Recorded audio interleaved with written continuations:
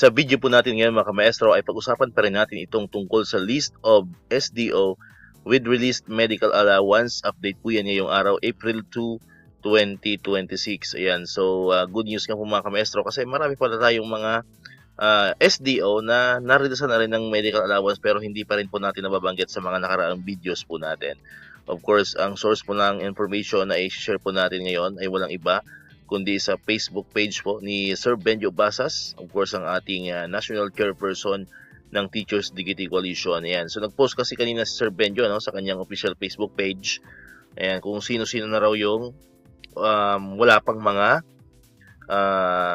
medical allowance po mga kamaestro ng mga SDO. And inisa-isa po natin yung comment doon sa kanyang post. And ito po yung mga nakita natin na mga SDOs na meron na rin palang medical allowance pero hindi pa natin siya naisasama sa mga previous na mga updates po natin.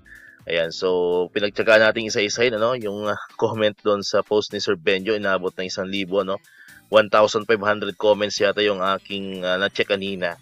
So may mga nakita tayo doon. Ito po yung mga babanggitin po natin ngayon. Pero ito syempre is unofficial. Ayan, so unofficial po ito.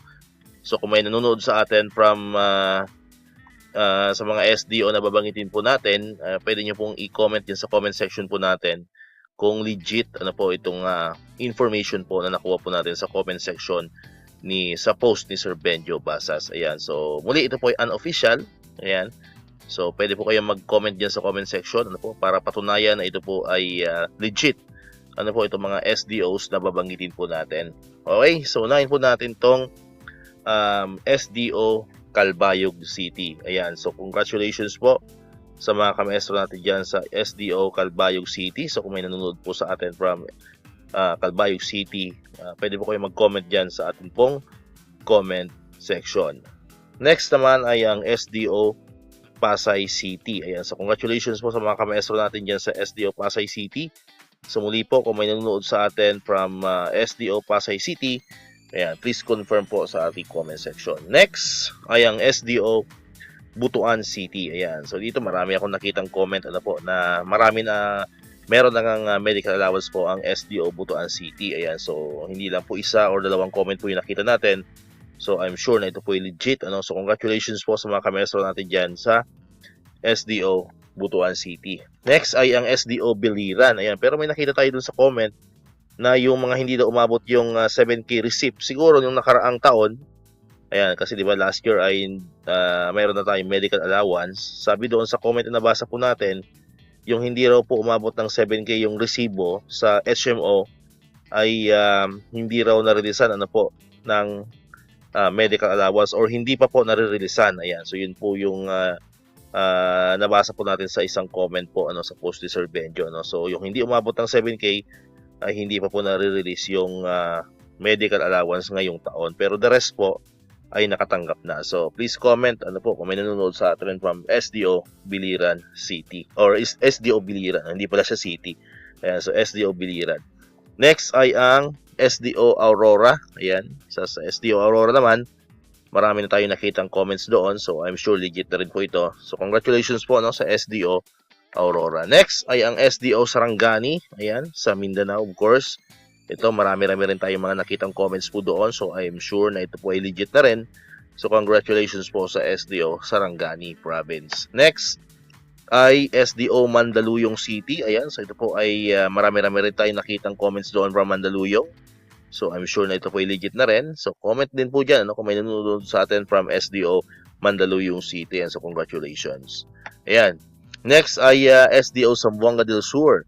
Ayan, so comment din po kayo dyan sa ating comment section kung may nanonood sa atin from SDO Zamboanga del Sur. Ayan, so congratulations po sa inyo. And next po we have SDO Escalante City. Alam ko sa Negros ito, I'm not sure lang kung Oriental or Occidental. I'm sorry po, nalimutan ko lang.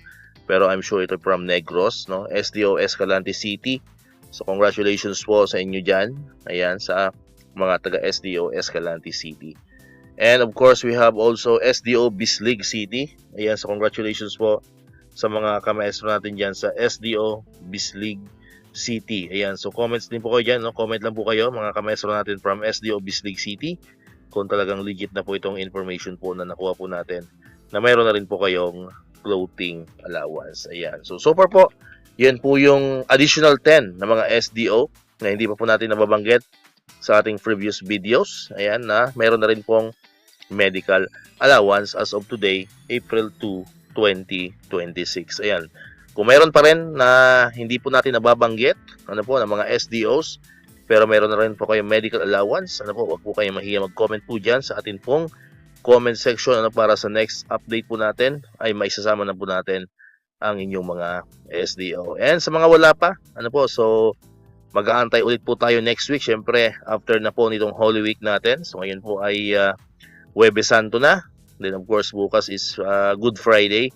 So syempre wala pong mga pasok sa mga government offices po natin sapagkat tayo ay nagninilay-nilay ang paggugunita po ng ating Holy Week ngayong taon. So magbabalik po 'yan by Monday. Ano, so abang-abang lang ulit tayo sa Monday.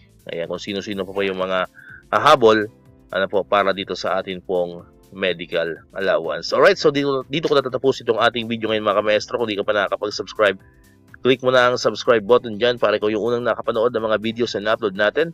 Katulad dito, yung mga updates pa rin about sa medical allowance and other benefits sa mga teachers and government employees.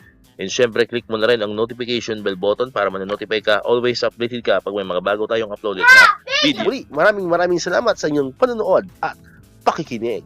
Once again, El Maestro. See you on my next vlog. Bye-bye!